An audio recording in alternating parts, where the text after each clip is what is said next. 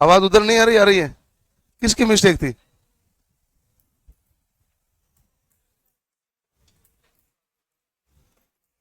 आ जाओ, फटाफट आओ, जल्दी करो। हमने पढ़ा था लैंप के बारे में। कल हमने मोस्ट इंपोर्टेंट सभी लैंपों के बारे में देख लिया था। इनकेंडिसेंट लैंप के बारे में, फ्लोरोसेंट लैंप के बारे में, neon sign lamp, neon sign tube और कार्बन आर्क लैंप, ये देखा था। आज हम आगे छोटी मोटी जानकारी और प्राप्त करेंगे जो लैंपों से संबंधित होती है।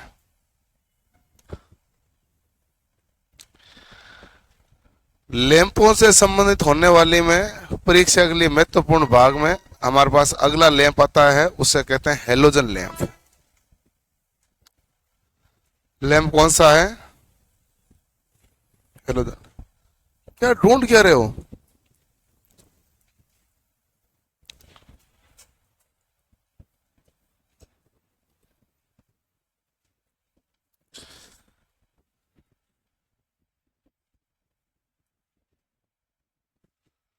आपको इतनी कोई माथाफोड़ी नहीं करनी पड़ेगी, जो लिखा दिया वो पढ़ लोगे बहुत है। ठीक है ना? जो आपको पढ़ा दिया गया ना वो पढ़ लोगे तो बहुत है। 90% सवाल आपके नोट्स में से आएंगे। अब आपके 90% नंबर उसमें आते हैं कि नहीं आते, वो आप पर निर्भर करता है।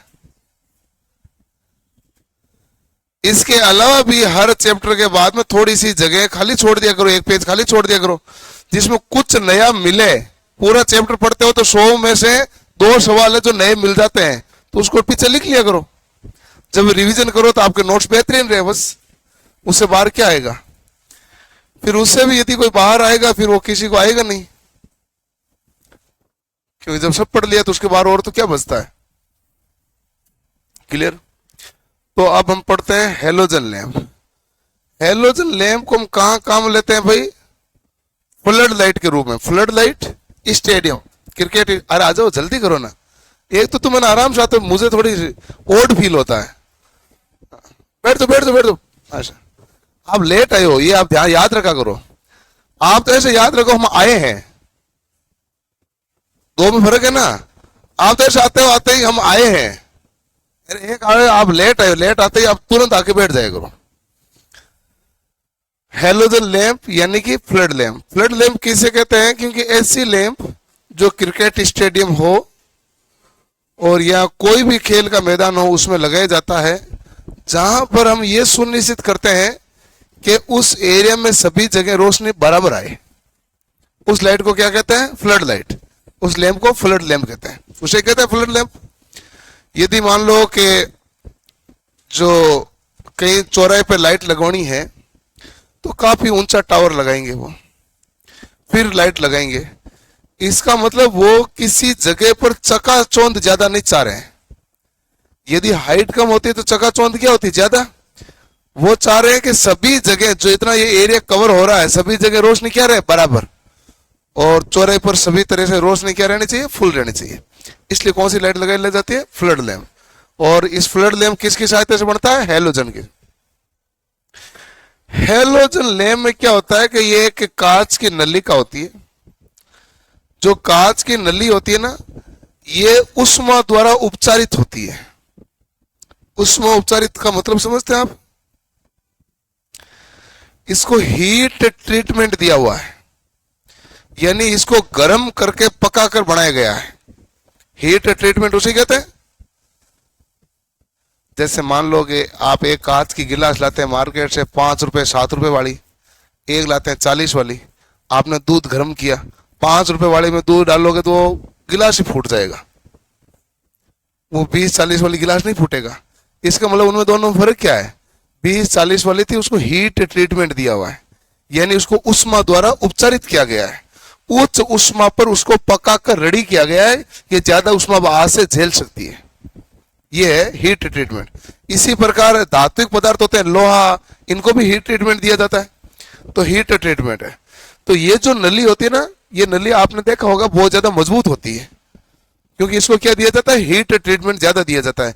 यहाँ तापमान क्या होता है? ज्यादा। हेलोजन लैंप गर्म होता है कि नहीं होता है? बहुत ज्यादा। क्या बल्ब इतना गर्म होता है? नहीं।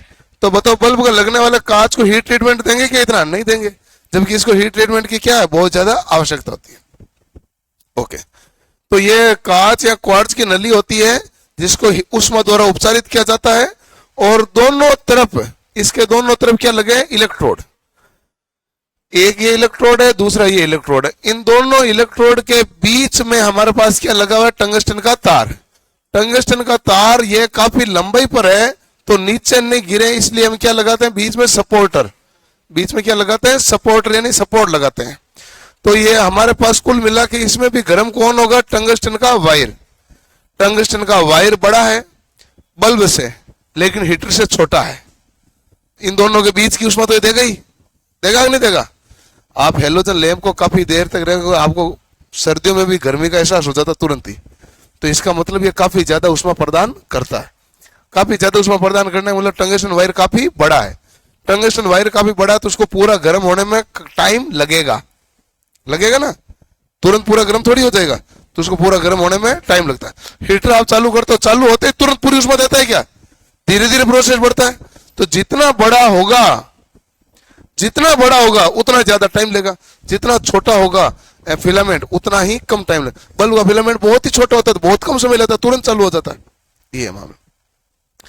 इसके दोनों तरफ इंसुलेटर किसके बने हुए हैं? पोर्सलिन के। और वैसे भी आप याद रख सकते हो कि उच्च ताप पर कभी भी आपको इलेक्ट्रोड बनाना हो या कुछ अलग प्लग बनाना हो, किसका बनाओगे? पोर्सलिन का। उस ताप पर यही सहन करता है। इसको उपयोग कहां लेते हैं? फ्लड लैंप के रूप में, क्रिकेट स्टेडियम के रूप में, या ज्यादा रोशनी वाले स्थान पर। दक्षता 25 से 30 ल्यूमेन प्रति वाट। क्षमता कितने वाट होती है? 300 वाट, 500 वाट, 1000 वाट तक होती है। हेलोजन गैसों के आयनीकरण के कारण प्रकाश देता है, इसलिए इसमें कौन सा गैस काम लेते हैं? हेलोजन। और इसीलिए इस लैंप को क्या कहते हैं? हेलोजन लैंप कहते हैं। अब इसमें हम हेलोजन गैस है, इसके साथ फ्लोरीन या आयोडीन का मिश्रण भी किया जाता है। हेलोजन गैस के साथ किसका मिश्रण होता है? या तो फ्लोरीन का या आयोडीन गैस का मिश्रण होता है। मुख्यतः कौन सी गैस काम ली जाती है? हेलोजन। ल्यूमेन कितनी होती है? 25 से 30। और क्षमता कितनी होती है? 300 वाट, 500 वाट या 1000 वाट। इसमें हमारे पास दोनों तरफ इलेक्ट्रोड होंगे, और ये जो इलेक्ट्रोड है दोनों तरफ किससे होगा? इंसुलेटेड होगा पोर्सलिन के द्वारा। इन दोनों के बीच में एक तार होगा और वो टंगस्टन का वायर होगा, इसको बीच में सपोर्ट दिया जाएगा, और इस प्रकार हेलोजन लैंप बना। तो इसकी प्रक्रिया तो सिंपल है, बस इसका जो कांच है वो उष्मा उपचारित है, ज्यादा उष्मा को सहन करने की क्षमता रखता है। हेलोजन लैंप बहुत ज्यादा गर्मी देता है, इसलिए आजकल थोड़ा कम काम में लेने लगे। सस्ता था बाकी की तुलना में, क्योंकि ऐसा कुछ लगा हुआ है नहीं ज्यादा।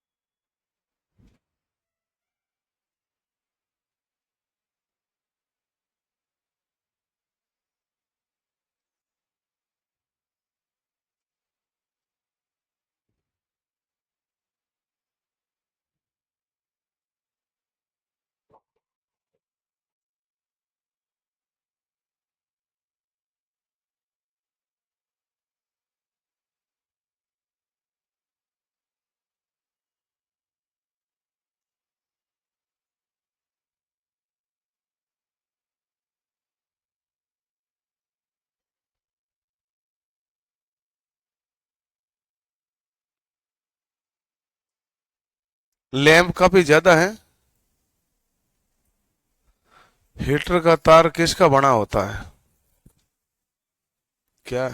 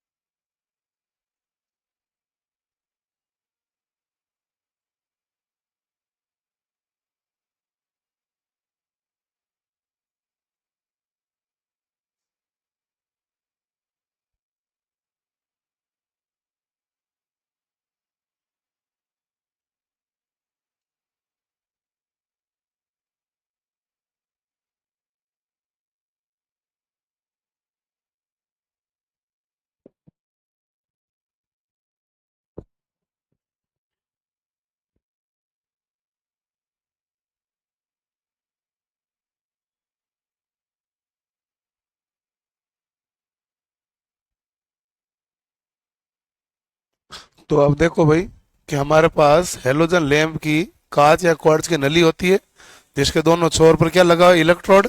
उन इलेक्ट्रोड के बीच में कौन सा वायर है, टंगस्टन का वायर। टंगस्टन के वायर को हम क्या करते हैं, सपोर्ट देते हैं। और इसके दोनों तरफ क्या होते हैं, इंसुलेटर किया हुआ होल्डर होते हैं। होल्डर किसके बने हुए हैं, पोर्सलिन के। उपयोग कहाँ लेते हैं, फ्लड लैंप क्रिकेट स्टेडियम में ज्यादा रोशनी वाले स्थान पर इसका प्रयोग किया जाता है। इसकी दक्षता कितनी होती है, 25 से 30 ल्यूमेन प्रति वाट। और क्षमता कितनी होती है, 300 से लेके 500 1000 वाट। हेलोजन गैस आयनीकरण की क्रिया के द्वारा प्रकाश देता है। और हेलोजन गैस के साथ जो मिश्रण होता है वो फ्लोरीन या आयोडीन का होता है।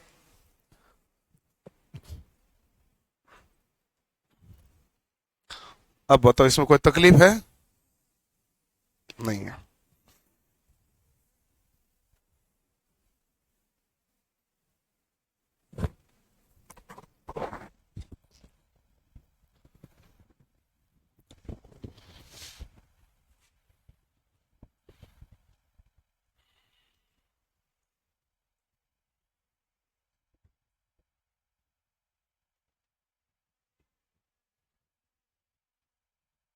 क्लियर।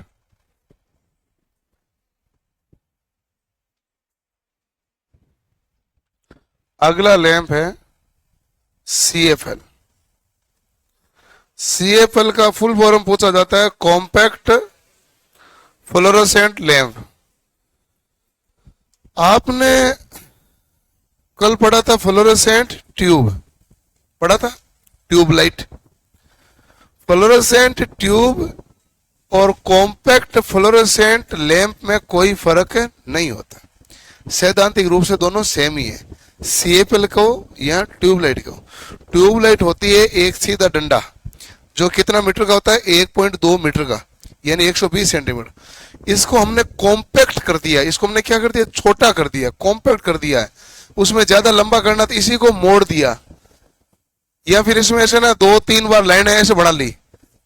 इसी को, इसको क्या कर दिया हमने, नली को क्या कर दिया, कॉम्पैक्ट कर दिया। है तो कौन सा लैंप, फ्लोरोसेंट लैंप। लैंप कौन सा है, नाम से समझ में आया कुछ, कि जो फ्लोरोसेंट लैंप है वही हमारे पास CFL कॉम्पैक्ट फ्लोरोसेंट लैंप है। इसको हमने क्या किया, केवल कॉम्पैक्ट किया। अच्छा, आप कम वाट के लाते हो तो उसमें देखोगे ऐसे एक ट्यूब जाती है, मुड़कर वापस आ जाती है।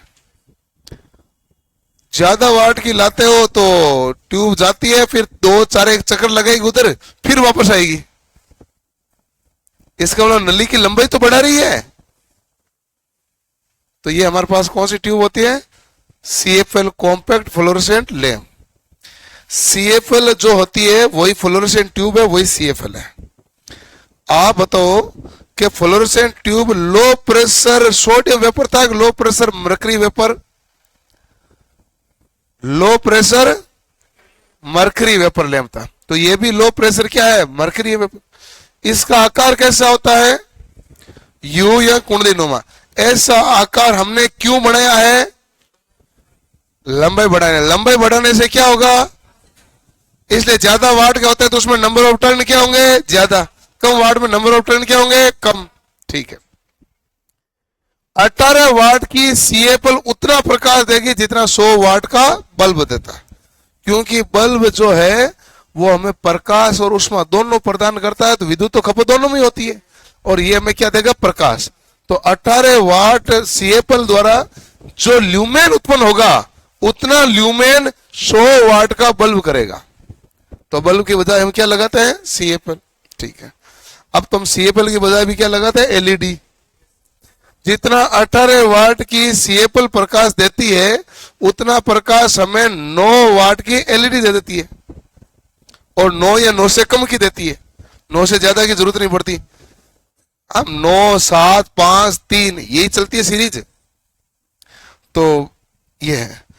अब इसमें देखोगे, ये तो फ्लोरोसेंट लैंप पर आधारित है। इसमें एक सवाल परीक्षा का है, यदि CFL को आप बार बार यानी 5 मिनट के अंतराल में ऑन ऑफ किया जाए, 5 मिनट के अंतराल में इसको क्या करोगे, तो इसका जीवन काल बल्ब के बराबर हो जाएगा। नहीं तो इसका जीवन काल काफी ज्यादा है, CFL का जीवन काल बल्ब से काफी ज्यादा होता है। यह सवाल आया है, यदि इसको 5 मिनट के अंतराल में बंद चालू किया जाए तो क्या हो जाएगा, जीवन काल समाप्त हो जाएगा।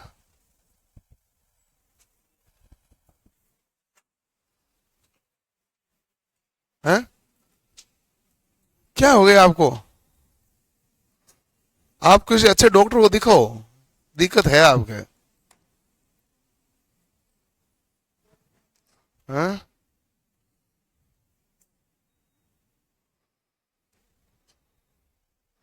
जल्दी करो भाई।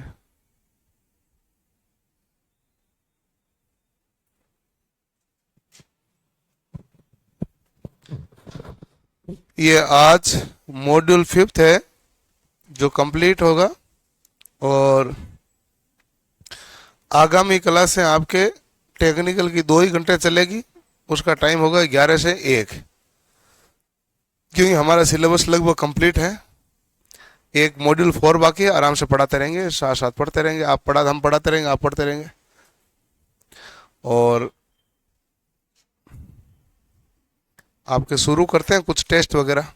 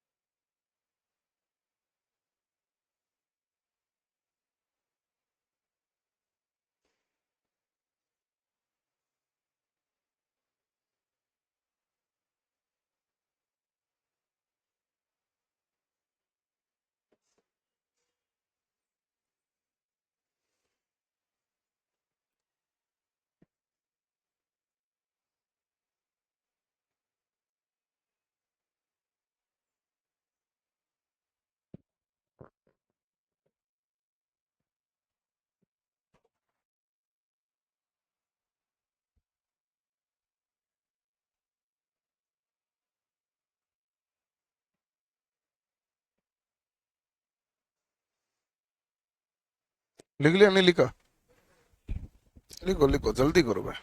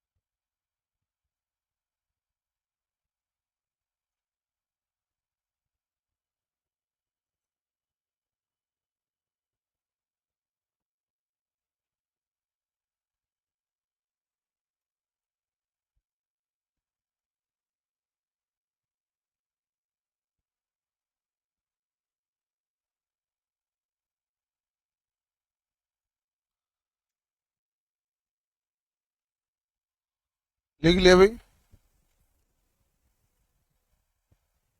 ओके।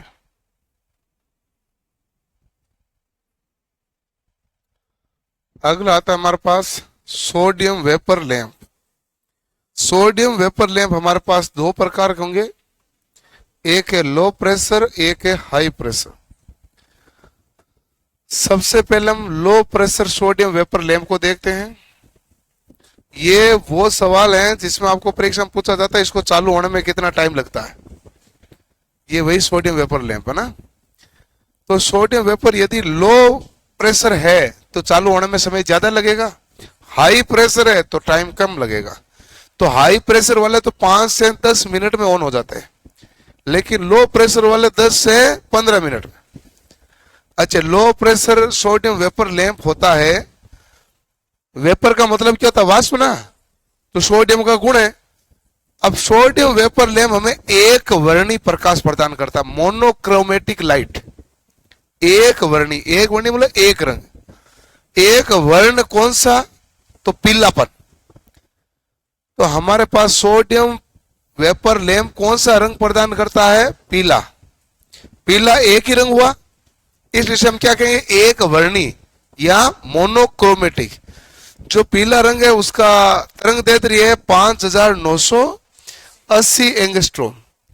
और इसकी खास बात है ये कोहरे को आसानी से भेद सकता है। जो पीला वर्ण है कोहरे को भेदने में आसानी रखती है। तो इसलिए इस लैंप का प्रयोग हम फॉग लैंप के रूप में करेंगे। गाड़ियों में होता है ना फॉग लैंप। फॉग लैंप क्या होता है? फॉग में दिखने वाला, फॉग में प्रकाश दिखे भाई। तो इसलिए फॉग लैंप के रूप में हम किसको काम लेंगे? सोडियम वेपर लैंप को। आकार इसका भी यू क्यों करते हैं? लंबाई बढ़ाने के लिए। प्रकाश कैसा देता है? एक वर्णीय। एक वर्णीय मतलब मोनोक्रोमेटिक लाइट होती है। रंग कैसा होता है? पीला रंग। पीला रंग का तरंग दैर्ध्य कितना होता है? 5980 एंगस्ट्रोम। और कोहरे को ये क्या कर सकता है भाई? आसानी से हटा सकता है। इसका उपयोग कहां करेंगे? फॉग लैंप में या रोड लाइट में इसका उपयोग किया जाता है। अब यहां पर एक चौक होती है, इसमें ध्यान से देख लो, चौक होती है। चौक हमारे पास कैसा काम करेगी? इस टाइप ऑफ ट्रांसफॉर्मर। इस टाइप ऑफ ट्रांसफॉर्मर करेगी, यानी प्रारंभिक वोल्टेज क्या प्रदान करेगी? ज्यादा। और वोल्टेज ज्यादा प्रदान करेगी तब जाके ये सोडियम है जो क्रिया करेगा, और क्रिया करके ऑन होने के प्रोसेस करेगा। फिर भी इसको 10 से 15 मिनट का टाइम लगता है। अब जैसे हमारे पास उस वोल्टेज पर कार्य करता है इस टाइप ऑफ ट्रांसफॉर्मर पर, इस समय इसका शक्ति गुणांक है वो घट जाता है। तो लैंप का शक्ति गुणांक बढ़ाने के लिए समांतर क्रम में एक कैपेसिटर जोड़ना पड़ेगा। कितना फैरेड का? 0.2 माइक्रोफैरेड का। क्योंकि इंडक्टर का गुण होगा तो पावर फैक्टर क्या होगा? घटेगा। तो पावर फैक्टर इस चौक के कारण घटता है। इसलिए वापस पावर फैक्टर को बढ़ाने के लिए इसके समांतर क्रम में 0.2 माइक्रोफैरेड का कैपेसिटर जोड़ते हैं। पूर्ण प्रकाश देने में कितना समय लगेगा? 10 से 15 मिनट। जीवन काल कितना है? 14,000 से 18,000 कार्यकारी घंटे। क्षमता कितनी है? 35 से 180 वाट। प्रचालन वोल्टेज कितना है? 150 से 180। सामान्यतः कितना वोल्टेज है? 165। और दक्षता कितनी है? 110 ल्यूमेन प्रति वाट। ये तो आंकड़ा आपको याद ही रखना है। मोनोक्रोमेटिक लाइट का देखना है। अब ये जो हमारे पास यू टाइप से है, इस तरफ तो है जो ये है सपोर्ट लगा हुआ, इनके बीच में हमारे पास क्या होता है? वैक्यूम होता है। और यहाँ आइडियम ऑक्साइड की परत होती है जिसके कारण पीलापन रंग आता है। कौन सी परत है भाई? आइडियम ऑक्साइड की। एनोड होती है बेरियम या सेंट्रेशियम पदार्थ का। और एक तरफ क्या रहेगा? कैथोड, एक तरफ रहेगा एनोड। और चाहे हमारे पास सोडियम वेपर लैंप हो या मरकरी वेपर लैंप हो, जो हमारे पास ट्यूब होती है उस ट्यूब को हम क्या कहते हैं? Discharge tube. इस कारण ये हमारे पास डिस्चार्ज लैंप की श्रेणी के अंतर्गत आते हैं। लिखो सोडियम वेपर लैंप। उसको तो इतना उसमें कोई सवाल है भी नहीं, ऐसा आकृति बना गई। सोडियम वेपर लैंप हमारे पास लो प्रेशर वाला हम अभी पढ़ रहे हैं। लो प्रेशर वाले सोडियम वेपर लैंप का आकार कैसा होता है? यू आकार। क्यों बनाते हैं? लंबाई बढ़ाने के लिए। फिर आपसे दूसरा सवाल ये पूछा जाता है इसका प्रकाश कैसा होता है? तो आप कहेंगे एक वर्णीय। एक वर्ण में वर्ण कौन सा है? पीला रंग। पीला रंग का तरंग दैर्ध्य कितना? 5980 एंगस्ट्रोम। क्या काम करता है? कोहरे को आसानी से हटाता है। इसलिए कहां काम लेंगे? फॉग लैंप या रोड लाइटिंग, इसको काम में ले लिया जाएगा। क्लियर।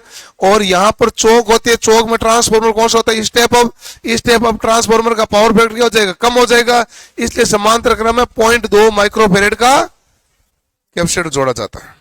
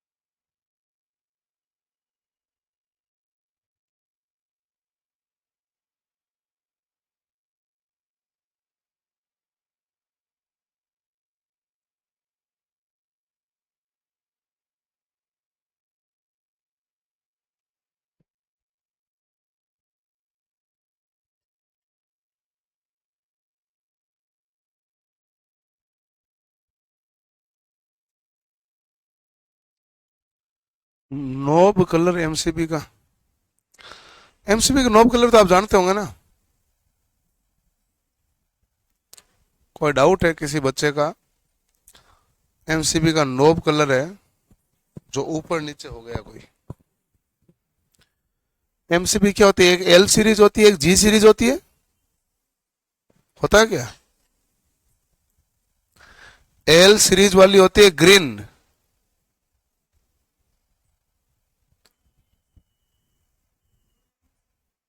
है करो या नहीं। तो फिर ऑनलाइन वाले ये मुझे क्यों कह रहे हैं कि सर उन्होंने अलग लिखा दिया है, लिखा है क्या आपको,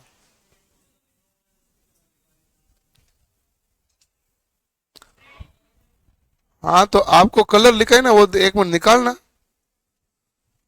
क्या पता बच्चा कह रहा फिर दूसरा बच्चा कह रहा हाँ हाँ ऐसा कुछ है, कोई किताब में अलग है, सर ने अलग लिखा है, किताब वाला मिस्टेक है या सर वाला है, कौन सा है, कोई ऊपर नीचे हो गया होगा। देखो लाल कलर तो आइसोलेशन का होता है, मतलब मैं आपको याद करूं, हाँ मैं आपको याद कराने तरीका बताऊं, मैं कलर को कम करता हूं, 4 कलर है आपके पास, अरे रुक जा, इंसुलेशन नहीं है आइसोलेशन है, हाँ आइसोलेशन है। लाल कलर किसका होता है, आइसोलेटर, आइसोलेटर कहलाता है, वो आइसोलेशन का क्रिया करता है। ब्लैक कलर होता है वो डीसी का होता है। इन दोनों में किसी को कंफ्यूजन जीवन में होता नहीं है, तो इन दोनों को तो साइड में कर देते हैं। एक होता है ग्रीन, एक होता है ब्लू।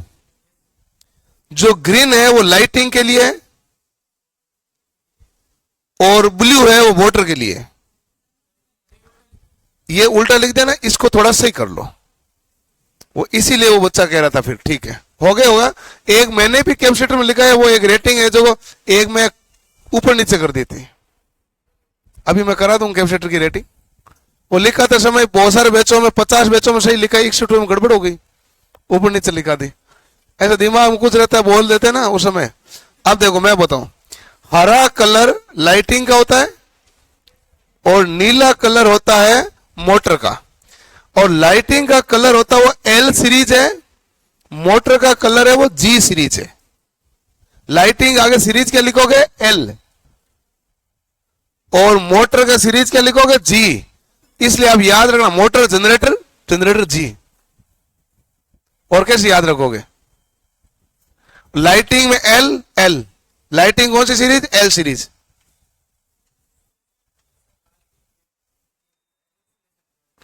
अरे इंसुलेशन नहीं, उन्होंने बोला, आपने सुनने में फर्क रहा, आइसोलेशन है। हाँ तो वो आइसोलेशन, इंसुलेशन नहीं है। लाल कलर का नॉब है, इंसुलेशन नहीं, आइसोलेशन होता, आइसोलेटर कहलाता है। वो युक्ति लाते हो आप दुकान में, क्या कहते हो? आइसोलेटर। कार्य क्या करेगा? आइसोलेशन। हो गया होगा ऊपर नीचे, आइसोलेशन लिखो। इंसुलेशन नहीं है, आइसोलेशन है?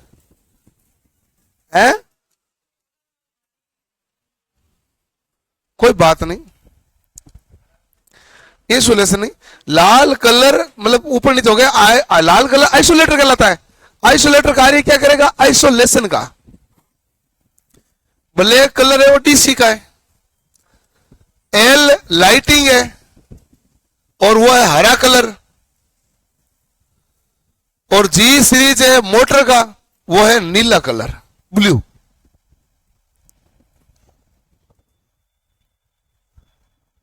अब कोई कंफ्यूजन नहीं है?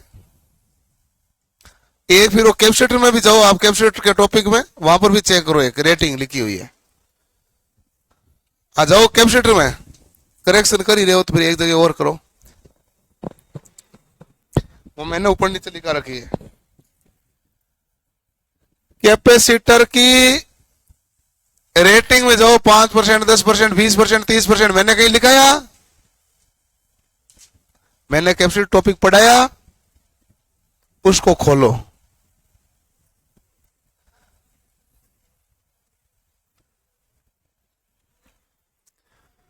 उसमें मैंने लिखा है KLMN, ये लिखा है, नाम नहीं लिखा है? KLMN, वो है JKMN।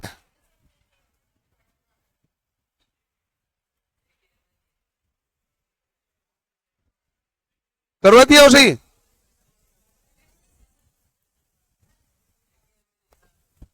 नहीं नहीं, कहीं ना कहीं तो मेरी गड़बड़ हुई थी, एक बेच में कूपन नीचे तो हुआ था।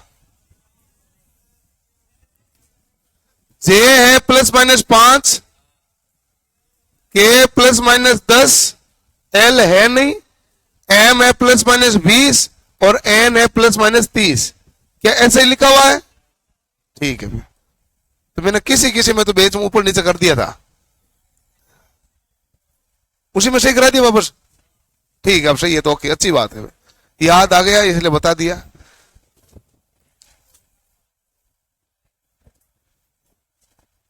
अच्छा, यूट्यूब पर भी करवा दिया था, जहां भी करवा दिया होगा भाई। कई बहुत सारे बैचों में लिखो होते हैं तो कई बार क्या होता है कि स्लिप हो जाता है।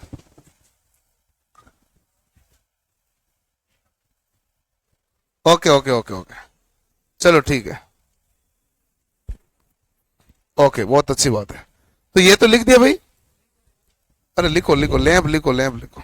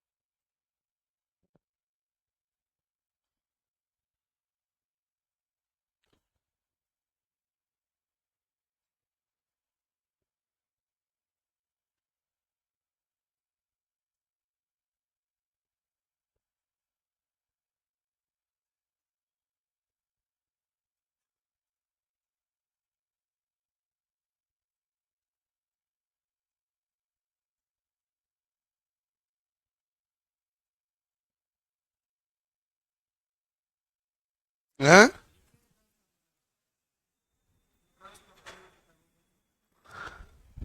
लीकेज शरण मैंने कल लिखा है ना, कल उसमें तो हम जो ट्रांसफॉर्मर काम लेते हैं इस टाइप ऑफ प्रकार का होता है, लेकिन होता कौन सा है? शरण ट्रांसफॉर्मर। कल लिखा है ना मैंने, शरण लिखा है, ऐसा कोई ऐसा छोड़ा कुछ नहीं है। SF6 का पैरा विद्युतांक कितना होता है? 760 केवी तक होता है। एस है अच्छा, पैरा विद्युतांक पूछा है। ये तो होता है कि इंसुलेशन कितना केवी तक होता है, केवी पर एमएम पूछा जा रहा है। मुझे नहीं याद केवी पर एमएम याद नहीं। इंसुलेशन कितना होता है, 760 केवी तक होता है। इंसुलेशन तो याद है। अधिकतम जो इंसुलेशन है वो SF6 का ही है, लेकिन पैरा विद्युतांक मुझे मान याद नहीं है। लिख लिया, ओके। अब देखो, इस टाइप ऑफ ट्रांसफॉर्मर काम में लेते हैं और वोल्टेज क्या प्रदान करेगा, उच्च, जिसके कारण पावर फैक्टर कम हो जाएगा। पावर फैक्टर को बढ़ाने के लिए हम क्या करेंगे, तो आप कहेंगे पावर फैक्टर को बढ़ाने के लिए हम 0.2 माइक्रोफेरेड का कैपेसिटर को जोड़ेंगे। पूर्ण प्रकाश कितने में आएगा भाई, तो आप कहेंगे 10 से 15 मिनट में पूर्ण प्रकाश आएगा। इसका जीवन काल कितना होगा, 14,000 से 18,000 कार्यकारी घंटे। क्षमता कितनी होगी, 35 से 180 वाट। और प्रचालन वोल्टेज कितना है, 150 से 180 वोल्ट। सामान्यतः कितने वोल्ट पर काम करेगा, 165 पर।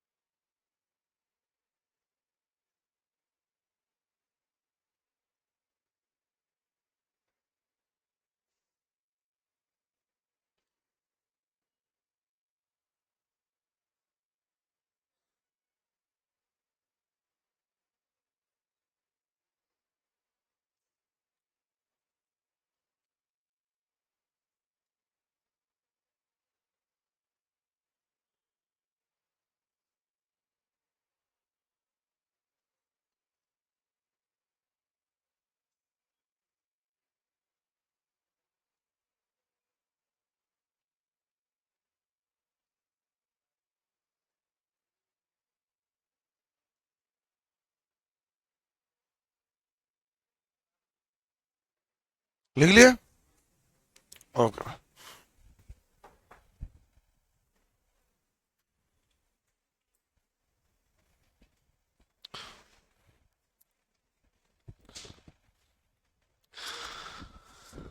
अगला हमारे पास है high pressure sodium vapour lamp. High pressure का मतलब ये किस दाब पर काम करेगा, उच्च दाब पर।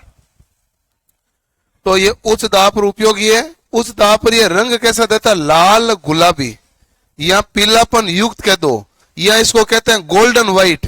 ये गोल्डन व्हाइट कब देगा, पूर्ण प्रकाश पर। और लाल गुलाबी कब देगा, स्टार्टिंग। कलर के नाम याद रखना, एकदम रेडी लिखे हुए हैं। शुरुआत में कलर कैसा देगा, लाल गुलाबी। पीलापन युक्त होता है, ये कब होता है, स्टार्टिंग में। जब ये पूरा ऑन हो जाएगा तो कैसा देगा, गोल्डन व्हाइट। यानी व्हाइट है जिसमें पीलापन का मिश्रण है, तो गोल्डन व्हाइट कहलाएगा। पूर्ण प्रकाशित होने में समय 5 से 10 मिनट। कार्यकारी घंटे कितने, 24,000। दक्षता कितनी है, 150 ल्यूमेन प्रति वाट। उपयोग कहां करते हैं, ट्रेन की सुरंगों में, हाईवे या रोड लाइटिंग में, या ऐतिहासिक जो बिल्डिंग होती है हेरिटेज, उनमें इसका उपयोग किया जाता है। High pressure sodium vapour lamp का। अब आपको लगने लगा लैंप काफी ज्यादा हो गए हैं, डेटा काफी ज्यादा हो गए हैं। अब लगने लगा, नहीं लगा अभी भी, थोड़ा थोड़ा लगा ना। तो लैंप इतना ही है, थोड़ा थोड़ा बहुत, कोई दिक्कत नहीं। आगे लैंप का एक दूसरा खंड आ जाएगा, सजावटी लैंप हो गए फलाना टीम के। मतलब ये जो ल्यूमेन, दक्षतार।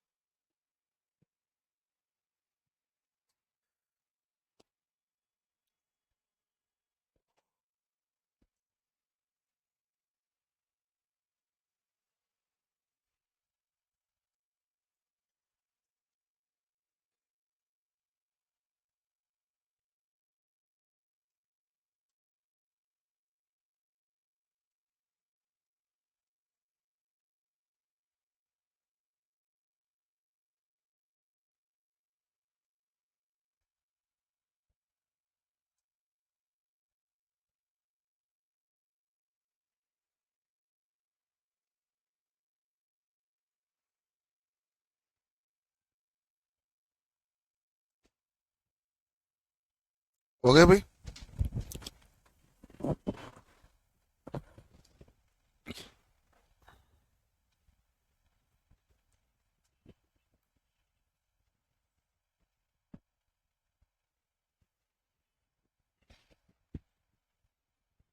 चलो, तो शुरुआत में रंग कैसा देगा? लाल गुलाबी, पीलापन युक्त होगा और पूर्ण प्रकाश बाद गोल्डन व्हाइट देगा। 5 से 10 मिनट में ये चालू हो जाएगी। हाई प्रेशर में काम लेते हैं, इसलिए ट्रेन सुरंगों में, रोड लाइटों में और हेरिटेज बिल्डिंग में इसका प्रयोग किया जाएगा।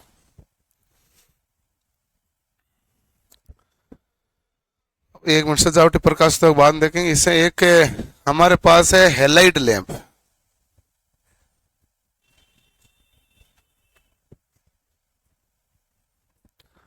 जो low pressure metal halide lamp, आजकल इसका प्रयोग ज्यादा किया जाता है।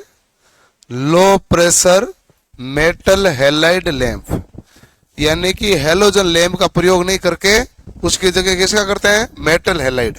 इसको अन्य किस नाम से जानते हैं? एमएच लैंप के नाम से जानते हैं। एम का मतलब मेटल, एच का मतलब हेलाइड। ठीक है। इस लैंप के द्वारा उच्च क्वालिटी का सफेद प्रकाश अच्छी दक्षता के साथ प्रदान किया जाता है। इसलिए आजकल क्रिकेट स्टेडियम में, पार्किंग लॉट में और या फिर शहरी क्षेत्रों की लाइटिंग में हेलोजन वगैरह सब हटकर कौन सी लाइट लगी है? हेलाइट लगी। हेलाइट का अन्य नाम क्या है? एमएच। ठीक है, शॉर्ट में इसको एमएच कहते हैं। तो उच्च क्वालिटी के साथ कौन सा रंग का प्रकाश देगा? सफेद। दक्षता भी क्या होगी? ज्यादा। तो इसलिए हम इसका प्रयोग करते हैं। जब इसमें लैंप को ऑन किया जाता है तो स्टार्टिंग में धारा इलेक्ट्रोड्स होकर प्रवाहित होती है तथा करंट आयनीकरण प्रक्रिया के दौरान मेन इलेक्ट्रोड में पहुंचता है। मतलब इसकी जो प्रोसेस है इसमें भी टाइम लगना है, लेकिन इसमें टाइम है जो हेलोजन की तुलना में, हेलोजन में वैसे भी कम लगता है, सोडियम वेपर लैंप की तुलना में इसमें कम लगेगा। 1 से 2 मिनट का टाइम लगता है पूर्ण प्रकाशित होने में। तो जैसे आप कोई शहरी क्षेत्र की लाइट देखते हो तो 1 से 2 पूर्ण प्रकाशित होने में कितना टाइम लगेगा? 1 से 2 मिनट। जब लैंप ऑन किया जाता है तो धारा स्टार्टिंग इलेक्ट्रोड से होकर प्रवाहित होती है और करंट आयनीकरण प्रक्रिया करता है, और आयनीकरण प्रक्रिया के द्वारा मेन इलेक्ट्रोड तक पहुंचता है। और आयनीकरण प्रक्रिया सभी में करते हैं, जो गैस डिस्चार्ज लैंप होते हैं सभी में क्या होती है? आयनीकरण की प्रक्रिया होती है।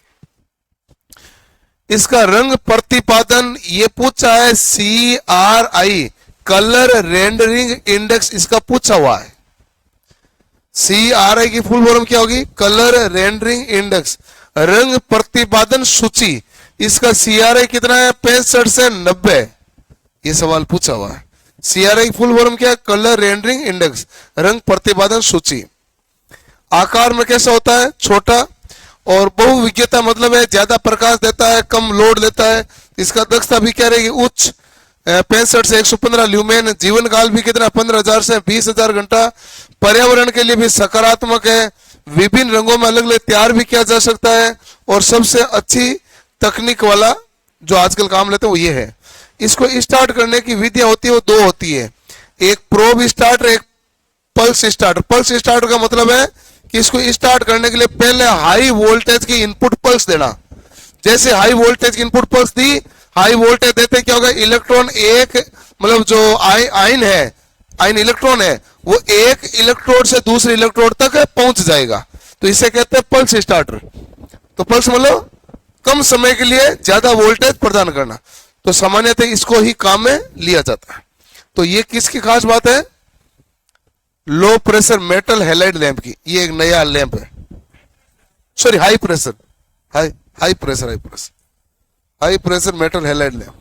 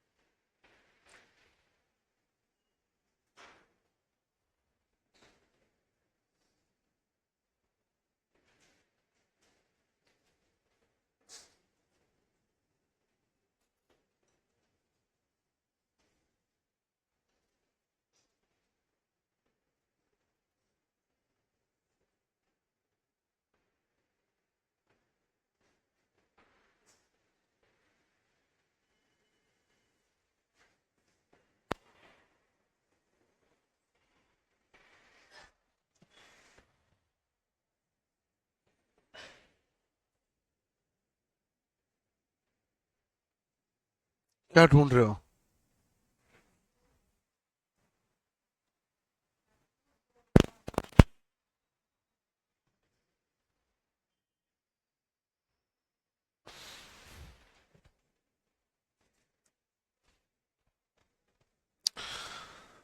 CRI रंग प्रतिपादन सूची होता है कलर रेंडरिंग इंडेक्स, जिससे हमारे पास कलर की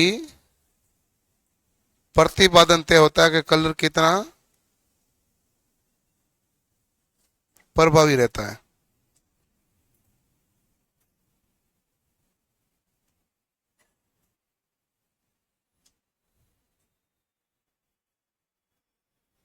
इससे हमें यह पता चलता है कि कलर कितना प्रकाशमयी है।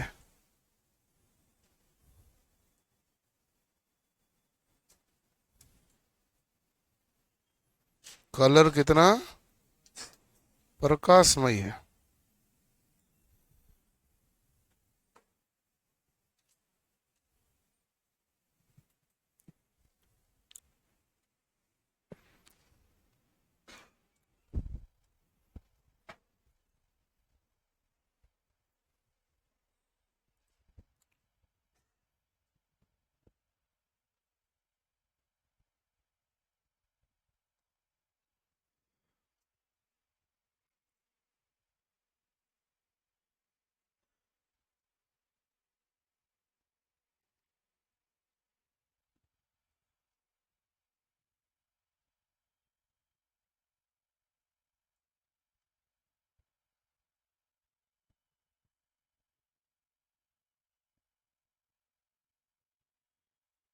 लिख लिया भाई?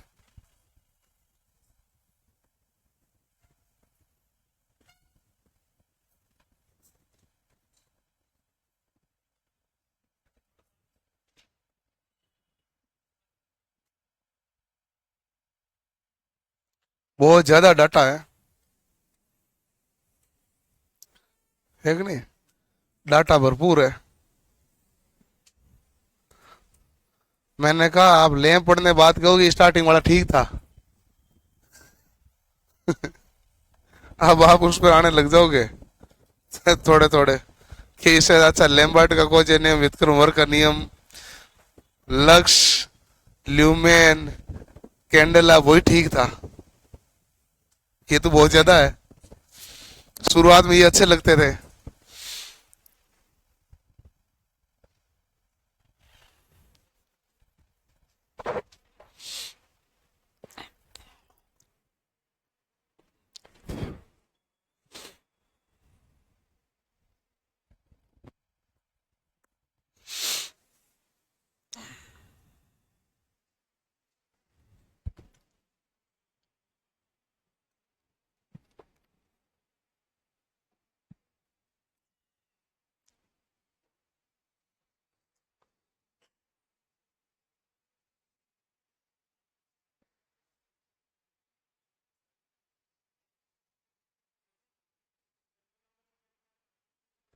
हैं?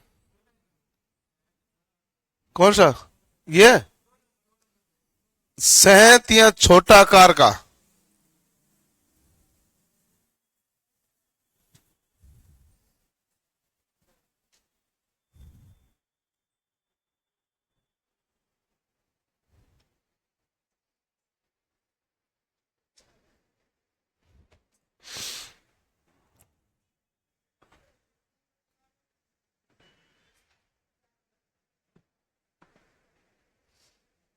हाँ, दस से ल्यूमेन प्रति वाट, ल्यूमेन प्रति वाट करना है।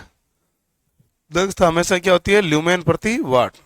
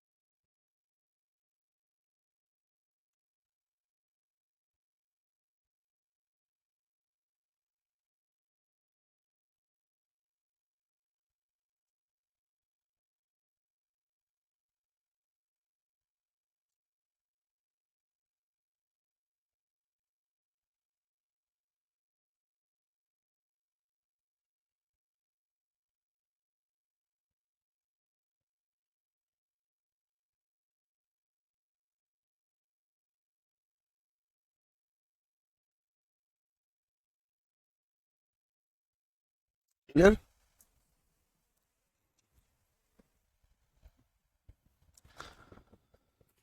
दो लैंप और है, एक सोलर लैंप है और एक है हमारे पास एलईडी। इसके साथ ही हमने अभी तक वो नहीं पढ़ा, high pressure mercury vapour lamp, वो भी बाकी है ना। उसमें कुछ पढ़ना नहीं है, उसका केवल नाम लिखना है, लेकिन बाकी के लैंप हैं? क्या हुआ? रेफ्रिजरेटर के अंदर कौन सा लैंप होता है? कौन सा होता है लैंप, बता मुझे, क्या बता।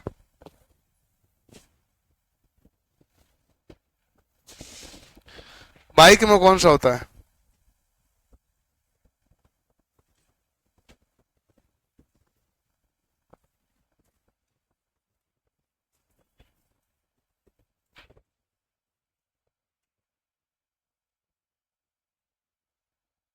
बता। टॉर्च में कौन सा होता है?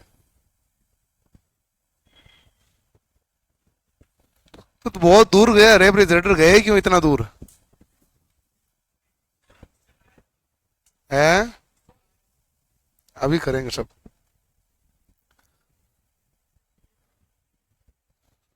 एक मिनट। हाँ, एक देखो कि सोलर लैंप के बारे में लिख लो, इसमें कुछ ज्यादा है नहीं, बाकी ये तो आपके एक बार क्लास में बताया गया है। सोलर लैंप या सोलर सेल होता है, इसका अन्य नाम होता है फोटोवोल्टेइक सेल। इसमें सोलर सेल होता है, एलईडी लैंप होता है और पुनः चार्ज करने वाली क्या होती है? बैटरी। जिससे आप क्या करते हैं कि प्लेट के ऊपर प्रकाश की किरणें गिरती है, जिसके कारण आयनीकरण की प्रक्रिया होकर बैटरी क्या होती है? चार्ज। ठीक है। तो भवनों के, और जो बैटरी चार्ज होगी, बैटरी चार्ज से कौन सा लैंप जलेगा? LED lamp. तो उस लैंप को फिर पूरे प्रोसेस को हम क्या कहते हैं? Solar lamp. सोलर गिरी, जिसके कारण बैटरी चार्ज हुई, उसके कारण लैंप जला। ठीक है ना? ये तो भवनों के अंदर लगने वाले सोलर लैंप को हम क्या कहते हैं? सॉफ्ट लेस स्काईलाइट या ट्यूबलेस स्काईलाइट कहते हैं। और सोलर, जो अब इसका प्रयोग हम क्या करते हैं सोलर का ज्यादातर? सोलर का प्रयोग हम ज्यादातर इसलिए करते हैं क्योंकि यह प्रदूषण रहित होता है, और इसमें दिन में सूर्य की किरणें से सोलर पैनल बैटरी को क्या करता है? चार्ज। तो सोलर पैनल का प्रयोग क्या होता है? प्रदूषण रहित।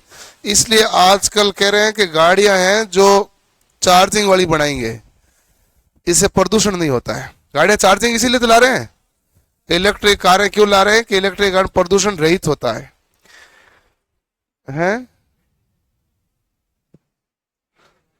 लिथियम आयन से प्रदूषण होता है, फिर यही तो रिसर्च निकल गई वापस कि लिथियम आयन से प्रदूषण होता है।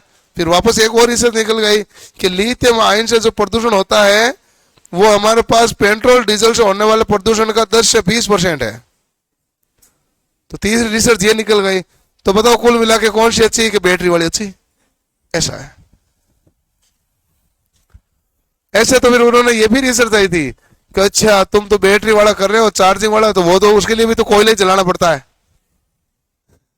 प्रदूषण तो उसी में होना है, लेकिन उसका प्रतिशत है वो कम था।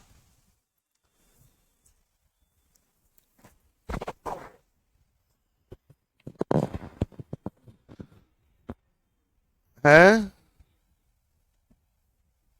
ये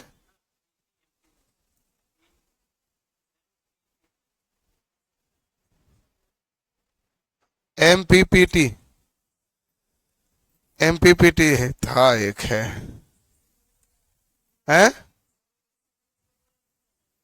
हाँ, एमपीपीटी के क्या है कि एक ही सवाल था, दो तरीके से पूछा था। पहली बार सवाल ऑप्शन में था, दूसरी बार ऑप्शन से सवाल आया था। दो सवाल है वो, मैं बताऊं आपको। वो एमपीपीटी मैंने पहली बार सुना था उसी में, उससे पहले एमपीपीटी कहीं आया नहीं था। ये तो एमपीपीटी तो वो उसमें आया ना, पावर सिस्टम है। हाँ, पावर सिस्टम के भाग में है।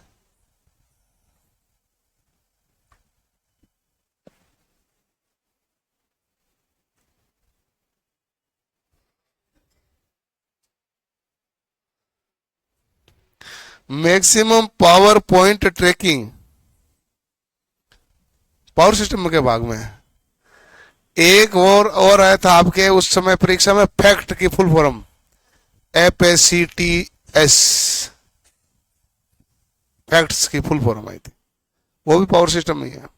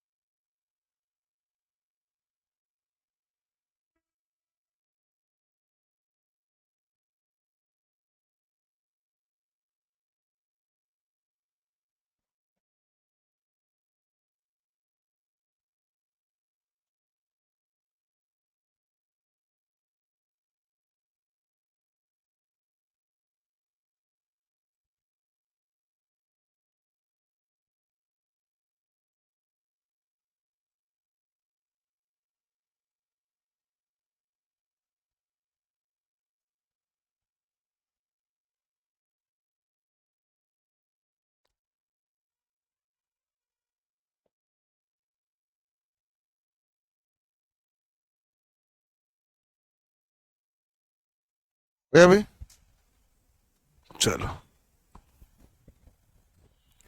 अब बचता है LED। लिख लिया, जल्दी करो। अरे छोटी छोटी चीजें बहुत है भाई परीक्षा के लिए।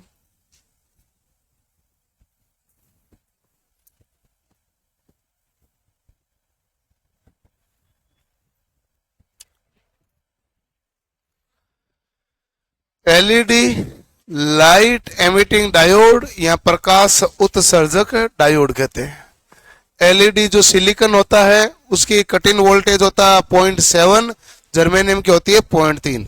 LED का जो सिंबल होता है वो डायोड में से प्रकाश क्या जा रहा है बाहर की तरफ, इसका मतलब LED क्या कर रही है, प्रकाश को उत्सर्जित कर रही है, प्रकाश प्रदान कर रही है, यही LED का काम है। तो LED को हम इंडिकेटर के रूप में यूज लेते हैं। LED को हम कहा यूज लेते हैं, इंडिकेटर के रूप में। और ये कौन से बाइस में काम करती है, फॉरवर्ड बाइस, बस ठीक है, तो फॉरवर्ड बाइस में काम करती है। अब इसकी विशेषता क्या होती है कि LED लैंप में कोई भी प्रकार का फिलामेंट नहीं होता है। फिलामेंट नहीं होता तो किसी भी प्रकार की ऊष्मा उत्पन्न होगी क्या, नहीं। ऊष्मा नहीं होगी तो केवल और केवल क्या प्रदान करेगी, प्रकाश। तो इसलिए ये केवल और केवल प्रकाश प्रदान करेगी, दक्षता भी ज्यादा होगी, और एलिमेंट नहीं इसलिए क्या रहेगी, ठंडी रहेगी। ठीक है। LED का जीवन काल क्या होता है, ज्यादा, और परंपरागत बल्बों की अपेक्षा LED कम वोल्टेज पर संचालित होती है और ज्यादा प्रकाश प्रदान करती है। अब जैसे आप LED पढ़ोगे तो आगे LED आ जाएगी 2 कलर वाली और मल्टी कलर वाली। 2 कलर वाली LED का मतलब है कि यदि मान लो आपके पास एक ही LED लगी हुई है, जब आप बैटरी चार्ज कर रहे हो तो वो हरी लाइट आ रही है मान लो, ठीक है, जैसे पूरी चार्ज हो जाएगी वो खुद ही LED रेड लाइट हो जाएगी। तो इसे कहते हैं डबल कलर। एक LED ने अपना कलर 2 बार परिवर्तन किया कि नहीं किए, उसे कहते हैं हम डबल कलर। और ऐसे आपने बहुत सारे इलेक्ट्रॉनिक इक्विपमेंट होते हैं जिसमें उसकी LED का कलर चेंज होता है, लेकिन LED तो फॉरवर्ड वाइज में काम करती है। इसका मतलब है कि जैसे ही वहां पर दूसरी एलईडी का कलर चेंज हो तो उसके सेकंड साइड में वोल्टेज क्या हो जाना चाहिए, ज्यादा, प्राथमिक की तुलना में। यदि यहां धारा इधर से इधर जा रही है तो एक रंग देगा, और उस तरफ से इस तरफ आएगी तो कौन सा रंग देगा, दूसरा रंग। इस प्रकार का संयोजन होगा। तो इसका रंग किस पर निर्भर करेगा, बाइसिंग पर। ठीक है, ये गो और नो गो पर प्रचलित है, यानी कि ये नहीं कहेगा कि नहीं एलईडी थोड़ी धीमी जुप रही है या धीमी ऑन है तो इसका मतलब थोड़ा कम चार्ज है, थोड़ी ज्यादा ऑन है तो ज्यादा चार्ज है, ऐसे एलईडी का केस नहीं है। एलईडी या तो ऑन है या ऑफ है, कम धीमी थोड़ी ज्यादा कुछ नहीं होता है। तो इसे कहते हैं गो या नो गो। जैसे आपके डीआरडीओ का एग्जाम होगा, उसके बाद स्किल टेस्ट है। स्किल टेस्ट किस बेसिस पर होता है, गो और नो गो। फेल हो तो वो कहेगा आगे नहीं जा सकते, पास हो तो आगे जाओ। तो वो गो और नो, ऐसा नहीं है थोड़ा बहुत कर लिया, थोड़ा बहुत से कोई लेने देना वहां है नहीं, गो और नो गो है, यही थे वहां। तो ये होता है गो और नो गो पर प्रचलित। ये सामान्यतः कौन सा रंग देती है, हरा व लाल। इस प्रकार कुछ एलईडी आती है जो मल्टी कलर है, चार चार प्रकार के कलर देती है। ये धारा के मान पर निर्भर करती है, जैसे मैंने एक सैंपल लिखा है कि धारा के मान पर निर्भर करती है। यदि एलईडी 1 है ऊपर वाली, 2 है नीचे वाली। एलईडी 1 में जो धारा है वो 0 एम्पियर है, एलईडी 2 में धारा 15 मिली एम्पियर प्रवाहित हो रही है, तो रंग कौन सा देगी, लाल। और यदि एलईडी 1 में 15 है और एलईडी 2 में 0 है तो रंग कौन सा दे रही है, हरा। बीच में कम ज्यादा होने पर रंग कौन सा दे रही, नारंगी और पीला। तो इसे कहते हैं मल्टी कलर एलईडी। तो एलईडी का हमारे पास ये सिस्टम रहता है भाई, ठीक है ना, नोट कर लो।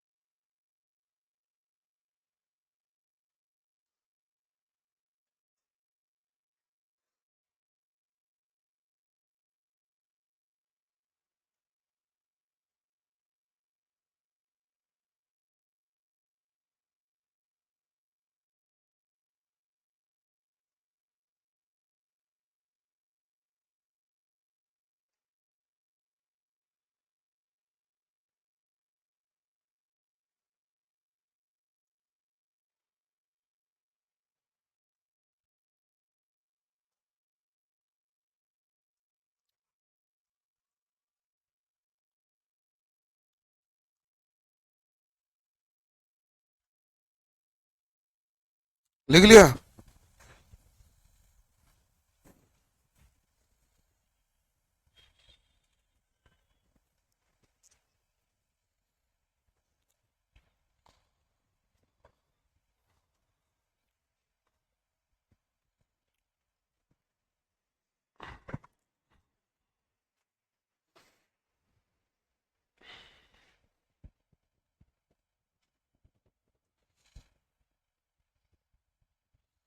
ओके, ठीक है।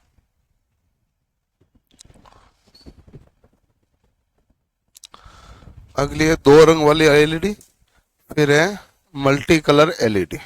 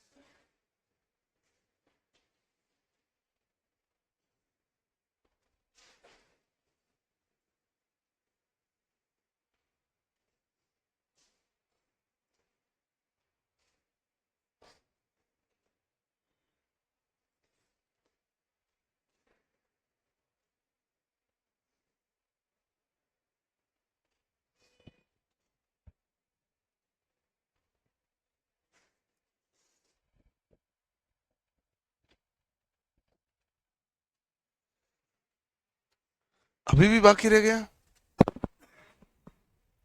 अब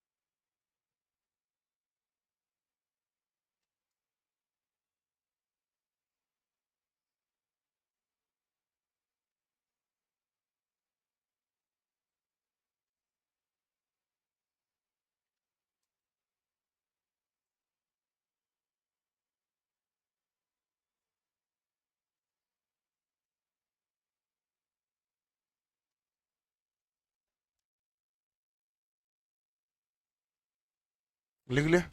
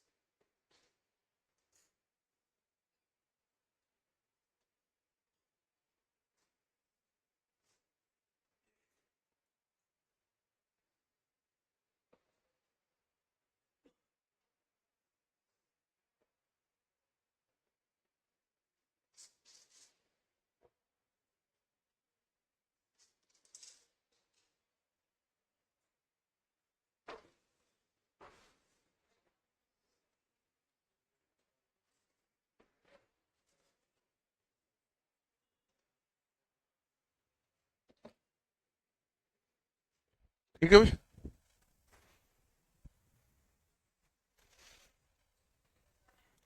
क्या लिखना है?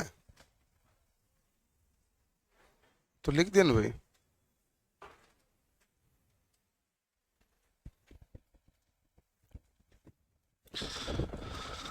आप एक सजावटी लाइट के रूप में बता देता हूं।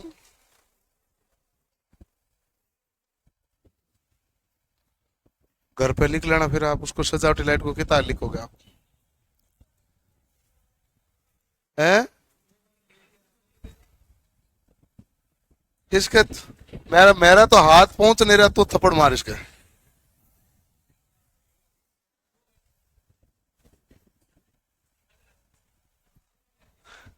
इसका तो मैंने कब का एनालिसिस कर दिया, इसका तो हैवी क्रैक है। ठीक है भाई, देखो कि सारे सारे लैंप लिखे हुए भाई, कोई छूटा हुआ कोई सा भी नहीं है।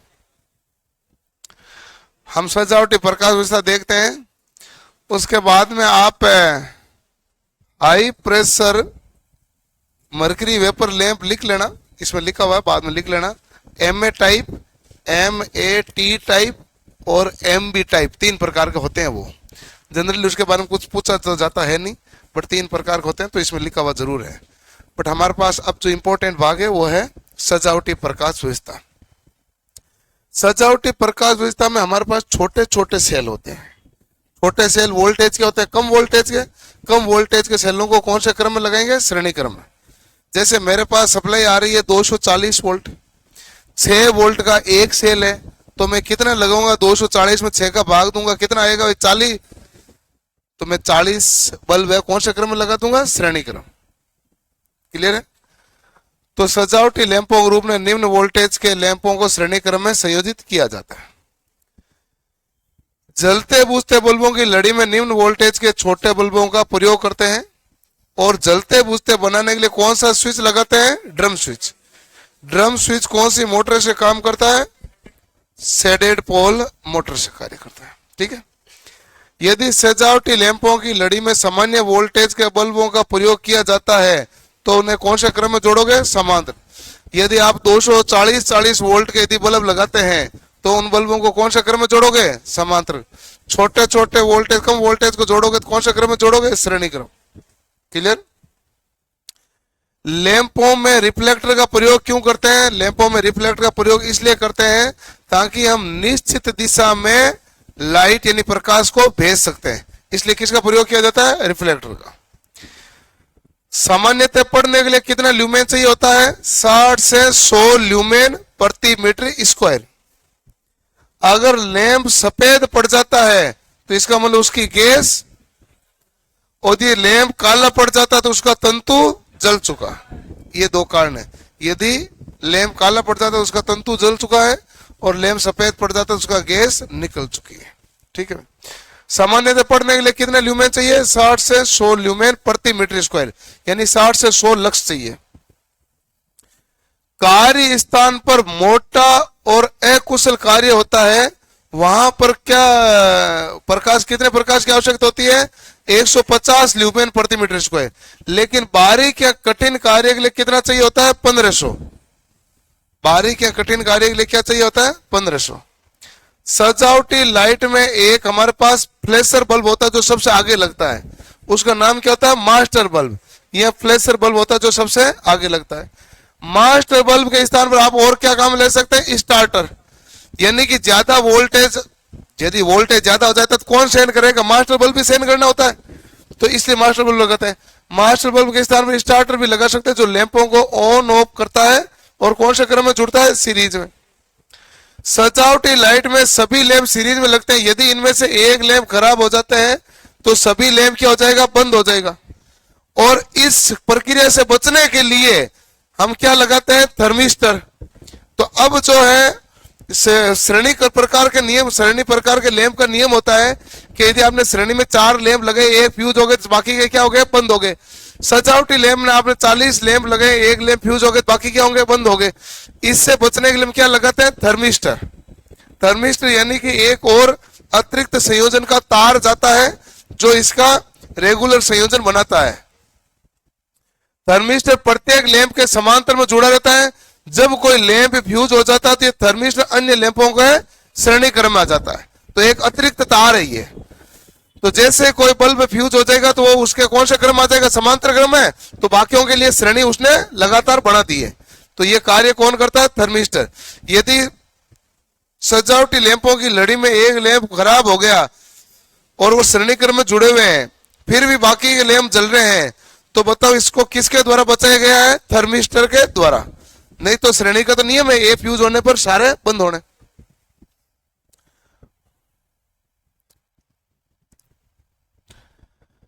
सजावटी में स्विच, ड्रम स्विच लगाते हैं। मोटर कौन से होते हैं? Shaded pole. और ये घूमता रहेगा, इसके कारण क्या होगा भाई? हमारे पास सप्लाई मिलती रहेगी और अलग अलग पॉइंट से जुड़ता जाएगा। अलग अलग पॉइंट से जुड़ेगा तो अलग अलग बल्ब की श्रेणी क्या हो जाएगी? ऑन होती जाएगी। लैंप 6 वोल्ट या कितने वोल्ट के होते हैं? 9 वोल्ट के। जैसे एक उदाहरण था, 240 वोल्ट की सप्लाई है और 6 वोल्ट का लैंप है, तो कितने लैंप की संख्या होगी? 40। प्लस माइनस कितनी हो सकती है? 5%। प्लस माइनस कितना हो सकता है? 5%। 40 का 5% कितना होता है? 2। तो यदि 40 की जगह आप 42 ले लो या 38 ले लो, काम है। अब आता है फ्लैशर बल्ब क्या है? कम वोल्टता वाले लैंपों की पंक्ति में एक फिलामेंट प्रकार का लैंप यानी फ्लैशर होता है जो अन्य लैंप के साथ श्रेणी क्रम में जोड़ा रहता है, और ये कोई भी प्रकाश प्रदान नहीं करता है, लेकिन इसका कार्य होता है कि ये जैसे ही मान लो ज्यादा रेटिंग का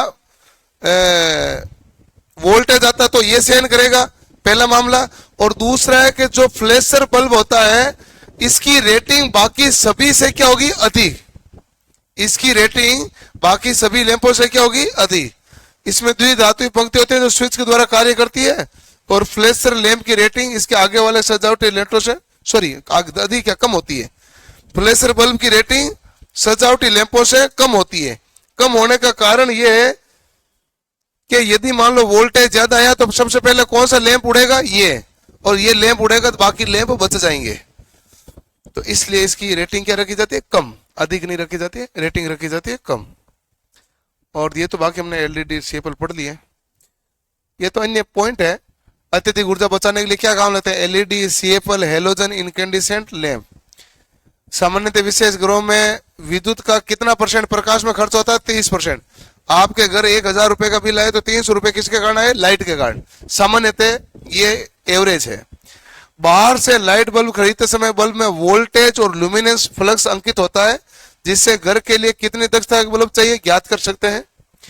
हेलोजन लैंप में आयोडीन मिलाने से बल्ब काला नहीं पड़ेगा, वह प्रकाश व रंग का तापमान भी क्या रहेगा? स्थिर रहेगा। ये कुछ पॉइंट्स हैं, तो सजावटी लैंप का आपको लिखना है। लैंप खत्म है, सजावटी में तो आपको लिखना है। बैठ के पीडीएफ अभी लिखो चाहे बाद में लिखो। सजावटी तब है भी नहीं, इजी सा है। लिख लो अभी घर पे, तो आप क्या लिखोगे? पीडीएफ तो आती है ना ग्रुप, उसमें क्या हमारे आप और हम कौन से अलग अलग हैं? हम एक ही तो हैं। कौन सा कोर्स ऐसा आपका जिसमें नहीं आती है?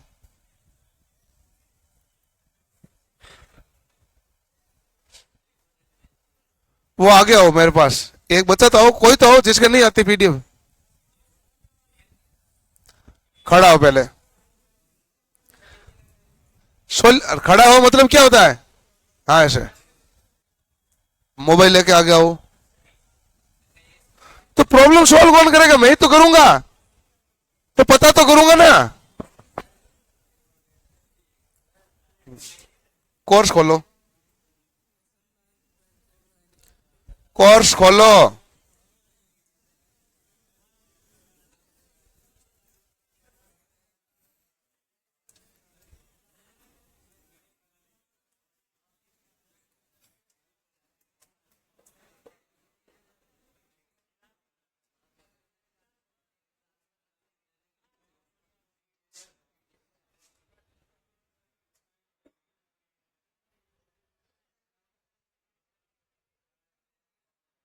ये पीडीएफ है।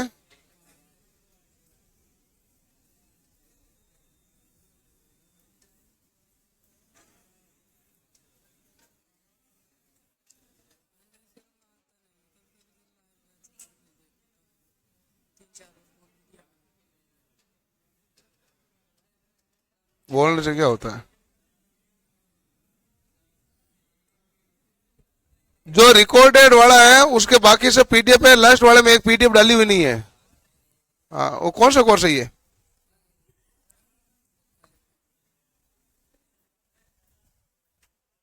CBT 2 part B, trade. आ जाएगी। 14 नंबर लेक्चर के नीचे पीडीएफ आएगी उसकी।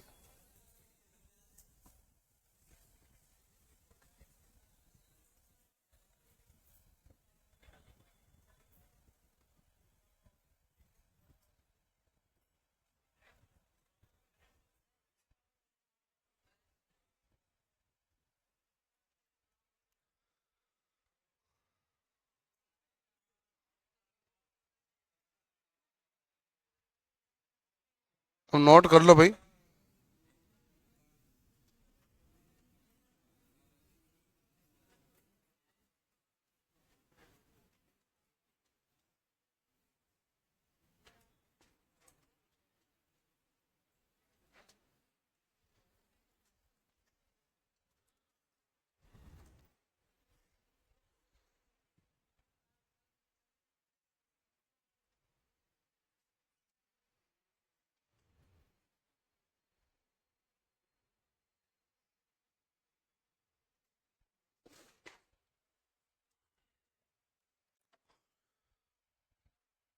कल से हम 8 से 10 है। 8 से 10 पढ़े, ये 11 से 1 पढ़ लें।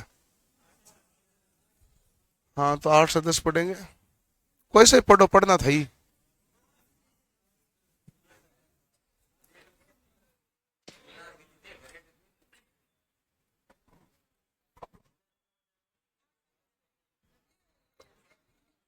कोई ज्यादा बचा हुआ कुछ नहीं, सब कंट्रोल में है। टोटल आपके 3 दिन का तो है, 2 या 3 दिन का तो मॉड्यूल सेकंड है। ठीक है। और फिर है मॉड्यूल फोर्थ। मॉड्यूल फोर्थ आराम से चलते, उसको तो हम भी ज्यादा क्या लेते हैं, सीरियस करा देते हैं सारा। है तकरीबन 2 महीने की बात हुई थी। फिर कैसे दोगे? आप 21 से आए हो, 20 को खत्म होगा ना। हाँ तो 20 तारीख तक यही खत्म हो जाएगा। तो ऐसा है मामला, ठीक है ना भाई। कल टेस्ट, टेस्ट कल तो बना ही नहीं शेड्यूल। परसों से बना देते हैं ना शेड्यूल, बनाएंगे शुक्रवार से लेंगे टेस्ट। कल तो बताएंगे आपको शेड्यूल कुछ, बिना शेड्यूल तो क्या टेस्ट लूंगा। या फिर 11 से 1 करें, 11 से 1 कर देंगे, वो जैसे भी उचित समझेंगे। देख लेंगे जैसे टाइम टेबल बनेगा।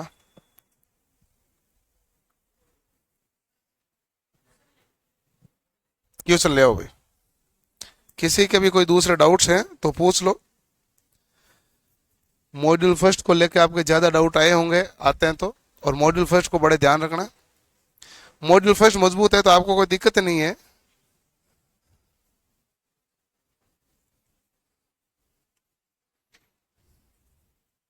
एक कमरे का माप है, ठीक है।